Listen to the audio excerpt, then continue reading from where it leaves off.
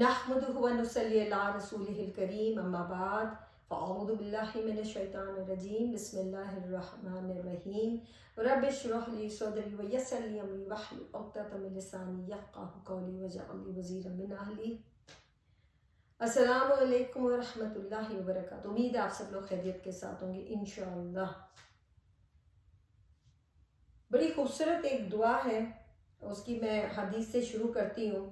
ये मसनद अहमद की हसन हदीस है कि एक बार हज़रत सैयदना साद रज़ी अल्लाह अन्हु ने फरमाया कि मैं मस्जिद नबवी में गया तो वहाँ पे हज़रत उस्मान रज़ी अल्लाह अन्हु जो बैठे हुए थे, मैंने उन्हें सलाम किया, लेकिन उन्होंने मुझे देखा और देखने के बाद मेरे सलाम का जवाब न दिया, जो कि मुझे अच्छा न लगा। तो मैं उस वक़्त के अमीरुल मोमिनीन यानी कि हज़रत उमर रज़ी अल्लाह अन्हु के पास गया और उनसे शिकायत की कि हज़रत उस्मान रज़ी अल्लाह अन्हु ने मुझे इस्लाम का जवाब नहीं दिया। तो हज़रत उमर रज़ी अल्लाह अन्हु ने हज़रत उस्मान रज़ी अल्लाह अन्हु को बुलाया और कहा कि तुमने ये कैसे किया कि एक मुसलमान भाई को सलाम का जवाब न दिया। तो हज़रत उस्मान रज़ी अल्लाह अन्हु ने कहा कि ये हुआ ही नहीं, ना ये आए, ना इन्होंने सलाम किया, ना ही मैंने इनको देखा है। खैर उन दोनों ने आपस में कसम भी खा ली कि हम सही कह रहे हैं, वो कि मैं सही कह रहा हूँ। फिर थोड़ी देर बाद हज़रत उस्मान रज़ियल्लाहु अन्हु को कुछ ख्याल आया, उन्होंने पहले तो तौबा की, उसके बाद कहा कि नहीं, ये बात वो बिल्कुल ठीक कह रहे हैं, मगर जिस वक़्त वो आए थे मैं अपने दिल के साथ कोई बात कर रहा था और ये वो बात जो मैंने नबी करीम सल्लल्लाहु अलैहि वसल्लम से सुनी थी, और जब वो मुझे याद आती है तो खाली मेरी आंखों पर ही नहीं, मेरे दिल पर भी पर्दा पड़ जाता है। मैं इतना उसके अंदर मैं हो जाता हूँ कि मुझे और कुछ समझ नहीं आता। तो सैयदना साहब ने कहा कि मैं इसकी खबर देता हूँ कि वो क्या है कि एक बार मैं भी नबी करीम सल्लल्लाहु अलैहि वसल्लम के साथ बैठा हुआ था, तो आप सल्लल्लाहु अलैहि वसल्लम ने कोई दुआ बतानी थी, तो इतने में एक अरबी आ गया और आपके साथ बातों में मशगूल हो गए, इतना मशगूल हो गए कि काफ़ी देर गुजर गई। तो आप सल्लल्लाहु अलैहि वसल्लम उठे और घर की तरफ चल पड़े, तो मैं भी उनके पीछे गया और जब वो बिल्कुल पास आ गए घर के, तो मुझे ये डर हुआ कि ये ना हो कि नबी करीम सल्लल्लाहु अलैहि वसल्लम घर के अंदर चले जाएं तो मैं पूछ भी नहीं सकूंगा। तो मैंने अपने पैरों को ज़ोर ज़ोर से ज़मीन पे मारना शुरू किया ताकि आप सल्लल्लाहु अलैहि वसल्लम को पता लग जाए कि पीछे कोई आ रहा है। तो आप सल्लल्लाहु अलैहि वसल्लम ने पीछे मुड़ के देखा और कहा, कौन? अबू इसहाक? तो उन्होंने कहा, जी या रसूलल्लाह, मैं ही हूँ। तो आप सल्लल्लाहु अलैहि वसल्लम ने उनको देखते ही याद आ गया और कहा कि हाँ, वो दुआ जो थी वो ज़ुन्नून की थी, जो यूनुस अलैहिस्सलाम ने मछली के पेट में की थी।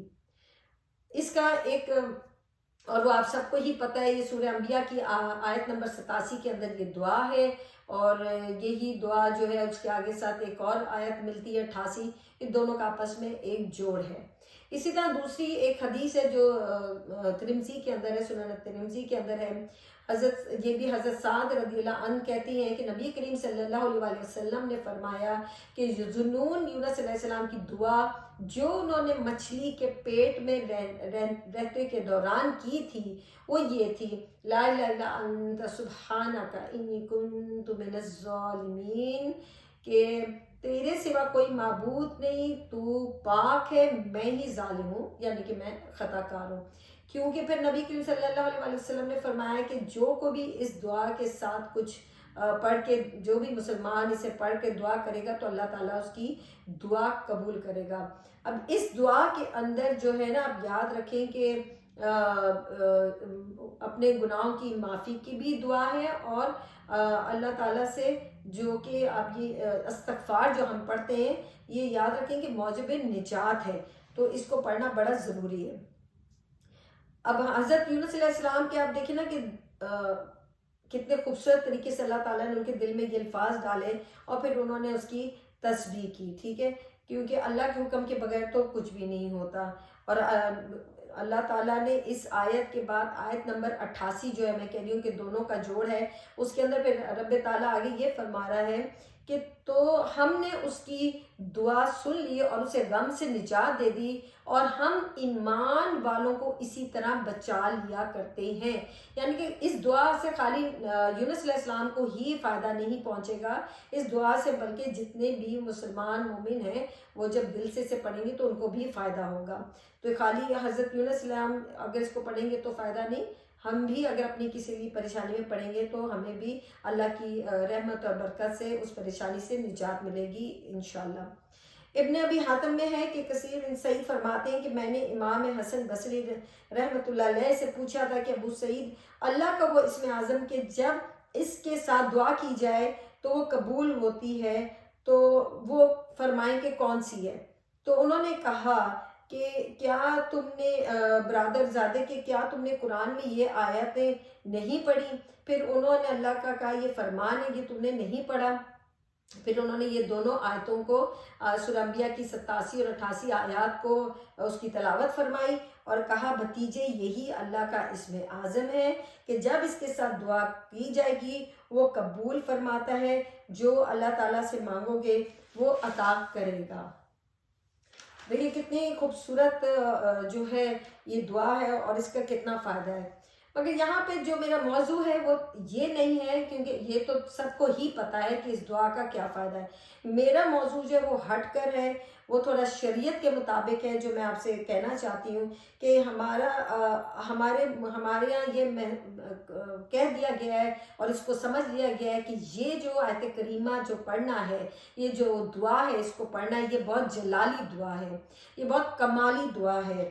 ہمیں اس کو پڑھنے کے لیے بڑا وقت چاہیے، ہمیں مجلسیں لگانی ہوتی ہیں، 1.25 لاکھ کا ختم کرنا ہوتا ہے، غسل کر کے باوضو ہو کے بیٹھنا ہوتا ہے، سفید چاندیاں بچھائی جاتی ہیں، اور جو لوگ آتے ہیں پڑھنے کے لیے گھر والے تو کم، وہ لوگ زیادہ پڑھ رہے ہوتے ہیں، جن کو ضرورت ہے وہ کھانے پینے کا انتظام کر رہے ہوتے ہیں، وہ پڑھ نہیں رہے ہوتے، اور جن کو ضرورت نہیں ہے وہ ان کے لیے آیت کریمہ پڑھ رہے ہوتے ہیں، اور پھر اگربتیاں لگی ہوئی ہوتی ہیں، نئے کپڑے پہنے ہوئے ہوتے ہیں۔ کبھی کہا جاتا ہے یہ بہت اس کی تاثیر گرم ہے، اس کو دھیان سے پڑھو، اور مجھے بھی یاد ہے ہمارے گھروں میں بھی ایسے ہی ہوتا تھا، آج سے 40 سال ہی سمجھ میں ہو گئے ہیں کہ اسی طریقے سے محفلیں سجتی تھیں، اور بیچ میں پانی کے رکھے جاتے تھے پیالے، مٹی کے پیالے ہوتے تھے، اس میں پانی ہوتا تھا، ہر تھوڑی دیر بس ہاتھ کی انگلیاں آپ ڈالتے تھے، اور پھر ہم لوگ اس کو بعد درود پاک تھوڑا پڑھتے تھے کہ جی بہت جلالی ہے، اس کی تاثیر کو ٹھنڈا کرنا ہے، اور اس کے لیے پانی میں انگلیاں ڈال کے اور اس کے بعد درود پاک پڑھ کے پھر سے شروع کریں۔ صبح 8 بجے سے لے کے مغرب تک، 7:30 8 بجے مغرب ہوتی تھی، تب تک آپ بس پڑھتے ہی رہیں۔ خود تو آپ کو کیا پریشانی ہے آپ کو پتہ ہی نہیں ہے، لیکن دوسروں کو زیادہ پتہ ہے، وہ آپ کے لیے زیادہ پڑھ رہے ہوتے ہیں۔ تو یہ جو ہم لوگوں نے اپنے دین کو ایک مذاق بنا لیا، دین میں بدعات کو شامل کر لیا ہے، ہمیں ان بدعات کو جو ہے نا ختم کرنا ہے، ہمیں ان بدعات سے بچنا ہے، ہر طریقے سے بچنا ہے۔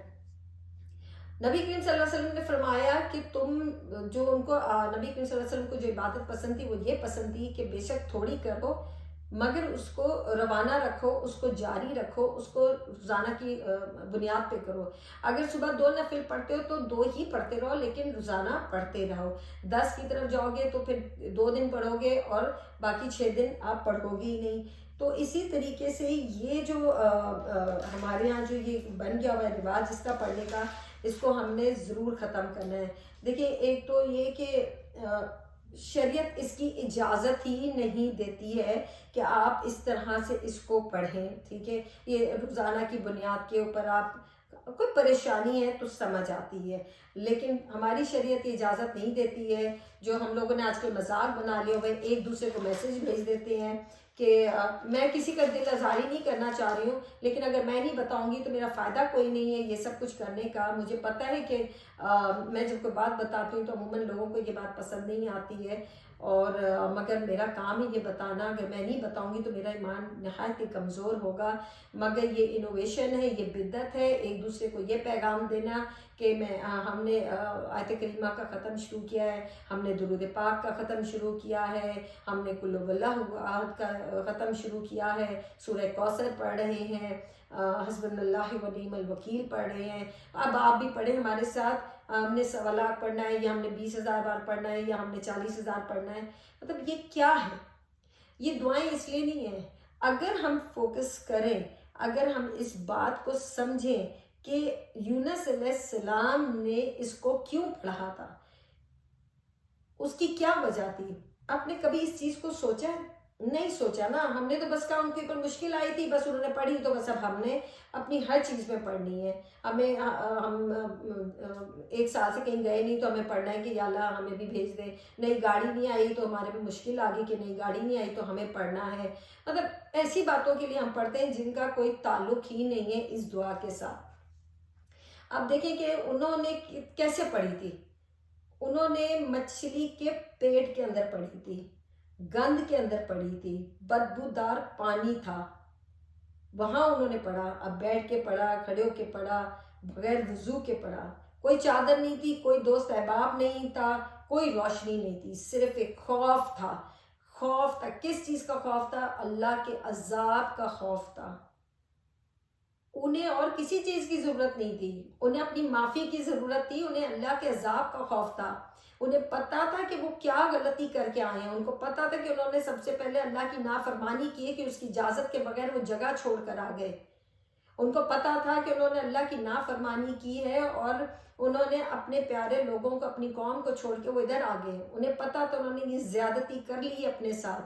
اب ان کو یہ دوسرا خوف تھا کہ آیا میں بچوں گا کہ نہیں، یا اللہ کے عذاب میں آ گیا ہوں، اللہ مجھے معاف کرے گا کہ نہیں. یہ خوف تھا ان کو. انہیں اور کسی چیز کا خوف نہیں تھا کہ میرے پاس زمین جائیداد ہے کہ نہیں ہے، میرے پاس بڑی گاڑی ہے کہ نہیں ہے. چھوٹی چھوٹی باتوں کے اوپر وہ ابھی ہم عمرے پہ نہیں جا سکے تو جی آیت کریمہ کا ختم کرنا شروع کر دو. ابھی ہم حج پہ نہیں جا سکے تو آیت کریمہ کا ختم کرنا شروع کر دو. پتہ ہونا چاہیے کہ یہ پڑھنا کب ہے، اس کی ضرورت کب ہے. پریشانی میں. اصلی پریشانی جو ہوتی ہے وہ یہ ہوتی ہے کہ انسان کتنے سالوں سے بیمار پڑا ہوا ہے اور کچھ بھی نہیں کر پا رہا، اپنے بال بچوں کو نہیں دیکھ پا رہا. اس وقت وہ اللہ سے معافی مانگے.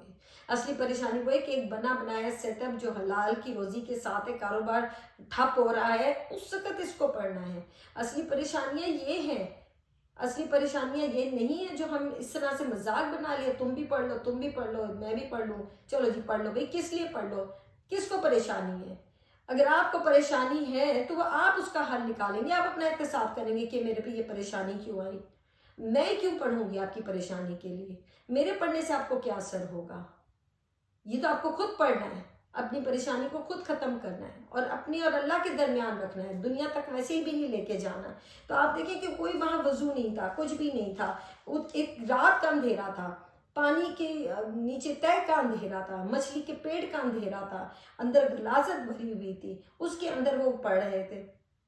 اور انہوں نے اللہ نے جو ان کو یہ سزا دی، انہوں نے جو الفاظ ادا کیے وہ اتنے خوبصورت تھے کہ وہ قرآن کے اندر شامل ہو گئے اور ہم لوگوں کے لیے بھی شامل ہو گئے. کہ اللہ نے، میں نے ابھی آپ کو بتایا کہ اللہ نے کہا کہ میں خالی یونس کوئی نہیں ہے، ہر مومن مسلم کو جو دل سے اس کو پڑھے گا، جو مانگے گا، میں اس کی مدد کروں گا، اس کو پریشانی سے نجات دوں گا. تو انہوں نے دیکھیں کتنے خوبصورت الفاظ کے اندر اللہ تعالیٰ سے ایک سمپل طریقے سے انہوں نے کہا کہ اے میرے رب تو ہر عیب سے پاک ہے، میں انسان ہوں، میں نے غلطی کی ہے، خطا کار ہوں اور میں ظالموں میں سے ہوں، مجھے معاف فرما دے. کتنی سادہ سی بات انہوں نے کی. کوئی الفاظوں کا اتنا جھمگٹا نہیں تھا، اتنے مشکل الفاظ نہیں تھے کہ کوئی پڑھ نہ سکے. ایک ہی جملہ بار بار کہا کہ اللہ تو پاک ہے، تو خطا کار نہیں ہے، تو خطا نہیں کر سکتا، میں ہی ہوں، میرے سے غلطی ہوئی اور یہ ہونی تھی میرے سے غلطی، میں مشکل میں آ گئی ہوں، تو مجھے معاف کر دے، تو بخشے گا نہیں تو میں اندھیروں میں چلا جاؤں گا. تو اللہ نے آگے سے کیا فرمایا کہ ٹھیک ہے میں نے معاف فرمایا، اور خالی معاف ہی نہیں فرمایا، تیرے اس طرح اس خوبصورت طریقے سے اس خوبصورت لہجے کے اندر تو نے میرے سے دعا مانگی، کیا سادگی ہے کہ یونس میں نے تجھے بخش دیا. اور خالی تجھے ہی نہیں بخشا میں نے، بلکہ قیامت تک جو بھی ان الفاظ کے ساتھ دعا مانگے گا ہم معاف کریں گے، اس کو نجات دیں گے. ہمیں اپنے لیے، اپنی ذات کے لیے پڑھنا ہے، ہمیں دوسرے کے لیے نہیں پڑھنا، کیونکہ ہمارے دل سے وہ دعا نہیں نکلے جو وہ انسان خود پڑھتا ہے. ہاں کوئی ایسا ہے جو بسترے ایک طرح سے اللہ معاف کرے اتنی عرصے سے بیمار پڑا ہوا ہے اور اس کی مشکل حل نہیں ہو رہی، وہ پڑھ نہیں سکتا، تو آپ اس کے اپنے آپ بیٹی ہیں، بیٹا ہیں، باپ ہیں، ماں ہیں، جو بھی ہیں، آپ پڑھیں گے تو اللہ تعالیٰ قبول کرے گا. لیکن ایک ایسی پارٹی جس کا آپ کو پتہ ہی نہیں ہے کہ آخر آپ پڑھ کس لیے رہے، تو آپ کیوں پڑھیں گے؟ یہ انوویشن ہے، یہ بدعت ہے، یہ شریعت میں اس کا بالکل حکم نہیں ہے. ہمیں اسے نہیں کرنا، ہمیں اس طریقے کے اوپر نہیں چلنا. ہمیں اپنے جو اللہ تعالیٰ کہہ رہے ہیں وہ کذالک ننجی المؤمنین، کہ ہم مومنوں کو بھی اسی طرح سے نجات دیں گے، مگر مشکل کے اندر. بھائی کس لیے پڑھ رہے ہو؟ بس جی ایسے ہی پڑھ رہے ہیں. یہ ایسے نہیں ہے، یہ ایک مشکل وقت. اور وہ کیا مشکل وقت تھا؟ کیا اللہ معاف کرے ایسا کوئی مشکل وقت کبھی ہم پہ آیا؟ نہیں. ہاں لیکن اگر ہمیں پتہ ہے کہ ہمارے سے کوئی غلطی ہوئی ہے اور ہمیں اس کی سزا مل سکتی ہے، اس وقت آپ نے اللہ تعالیٰ سے پڑھ کے اپنے لیے معافی مانگی کہ یا اللہ تو معاف کر دے، کہ ہم ہی خطا کار ہیں، تو معاف کر دے. تو شریعت میں اس کی اجازت نہیں ہے. شریعت نے اس قسم کی بدعات کو منع کرنے سے منع فرمایا ہے. یہ انوویشن ہے، یہ دین کے اندر کسی چیز کو داخل کرنا ہے. ٹھیک ہے. ایک وہ بات ہوتی ہے کہ آپ تجربے کی بنیاد پہ کسی کو کوئی بات بتا رہے ہیں کہ میں نے سر میں میرے درد ہو رہا تھا تو میں نے سورہ رحمان پڑھ لی تو 3 دفعہ تو میرے سر کا درد ٹھیک ہو گیا، مگر یہ حدیث اور قرآن سے ثابت نہیں ہے. یہ میں نے پڑھا، میرا عقیدہ ہے کہ میرے سر میں درد ٹھیک ہو گیا، یہ ایک الگ بات ہے. لیکن آپ اس کو دین سے ملا کے نہیں کر سکتے. کسی کا بچہ اللہ معاف کرے کوما میں چلے جائے، یہ پریشانی ہوتی ہے. کسی کا بنا بنایا کاروبار گر رہا ہو، یہ پریشانی ہوتی ہے. کوئی پانی کے اندر پھنس چکا ہو، یہ پریشانی ہے. یہ پریشانیاں نہیں ہے کہ ہم یہاں نہیں جا سکے، وہاں نہیں جا سکے، یہ نہیں ہو سکا، بھی وہ نہیں ہو سکا، مطلب چھوٹی چھوٹی باتوں کے اوپر. تو آپ ان دعاؤں کا اثر تبھی ہوگا جب اس کی ضرورت ہے. اور وہی بات کہ آپ کے دل کے اندر جو تڑپ ہوگی نا، تبھی آپ کی دعا قبول ہوگی. یہ بات یاد رکھیں. میں اس کی مثال آپ کو ابھی ایک دیتی ہوں. ابھی ہم لوگ الحمدللہ حج کر کے آئے ہیں. اللہ تعالیٰ قبول فرمائے سب حاجیوں کا حج، آمین.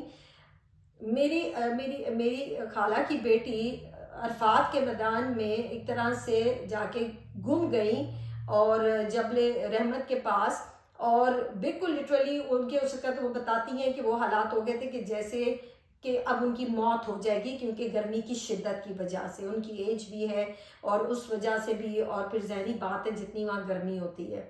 تو کہتی مجھے لٹرلی لگ رہا تھا کہ بس اب میری موت ہے، میری کوئی بچت نہیں ہے. اور اس وقت میرے دل میں جو دعا آئی، اور اس وقت جو رب تعالیٰ کی طرف سے مجھے دعا میرے دماغ میں آئی، وہ یہ تھی رب اغفر ورحم وانت خیر الراحمین. یہ کتنی خوبصورت دعا ہے. وہ کہتی ہیں کہ بس میں روتی جا رہی تھی اور وہ پڑھتی جا رہی تھی. اللہ نے 2 فرشتے ایسے بھیج دی جو وہاں شرطے کام کرتے ہیں. ان کو انہوں نے کچھ سمجھایا، وہ ان کے لیے ویل چیئر لے کر آئے. ان کو پھر وہ الحمدللہ ہمارے سے رابطہ کر کے وہ ہمارے تک پہنچے. کہنے کی بات یہ کہ یہ وقت ہوتا ہے دعا مانگنے کا جس وقت آپ انتہائی مشکل کے اندر ہوتے ہیں، اور وہ جو دل سے آپ کی دعا نکلتی ہے، جو دل سے توبہ نکلتی ہے، وہی قبول ہوتی ہے. یہ بیٹھے ہوئے استغفار کرنے سے توبہ نہیں قبول ہوتی ہے. توبہ تو تب قبول ہوتی ہے جب دل کے اندر ایک تڑپ ہو، اللہ کے آگے ایسے ہو بندہ کہ یا اللہ میں ختم ہو جاؤں گا تو مجھے معاف کر دے. یہ دعا کرنے کا وقت ہوتا ہے، اور یہ دعا کرنے کا طریقہ ہوتا ہے. اس طرح سے کرنا ہے. دل تڑپ اٹھتا ہے اللہ کے خوف سے، اور دکھی ہو جاتا ہے کسی بات سے. اگر آپ اس وقت 3 بار بھی اس کو پڑھ لیں گے نا، تو یقین مانیں کہ آپ کی پریشانی بھی ختم ہوگی اور آپ کی معافی بھی ہوگی، کیونکہ وہ تڑپ کے ساتھ آپ پڑھ رہے ہوں گے جیسے یونس علیہ السلام نے پڑھا. تو میرا جو یہ موضوع تھا آج کا، وہ یہی بتانا تھا کہ یہ شریعت کے خلاف نہیں جائیں، اس طریقے سے ان کو مت پڑھیں. خدا را آپ اپنے احتساب خود کریں، اپنے گناہوں کی معافی خود مانگیں، اپنی کسی پریشانی کا حل خود ڈھونڈیں. بہت سے بہت اب اپنے امی کو کہہ سکتے ہیں، اپنے والد کو کہہ سکتے ہیں، بہن بھائیوں کو بولیں. اس سے آگے جانے کی ضرورت نہیں ہے. لیکن پڑھنا آپ نے اپنی ذات کے لیے خود ہی ہے، کوئی دوسرا نہیں پڑھے گا. ٹھیک ہے. آپ سب اپنا بہت خیال رکھیں، خوش رہیں. خوش رکھنا زیادہ ضروری ہے. السلام علیکم ورحمۃ اللہ وبرکاتہ.